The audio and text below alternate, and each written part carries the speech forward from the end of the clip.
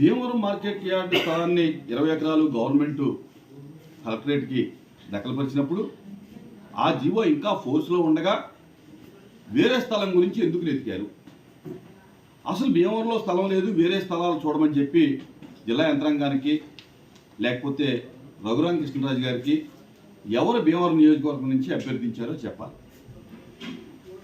ఆయన ఏదైతే పెదమెలంలో 465/1 నేను నా దగ్గర స్థలం ఉందని చెప్తా ఉన్నారో అది పూర్తిగా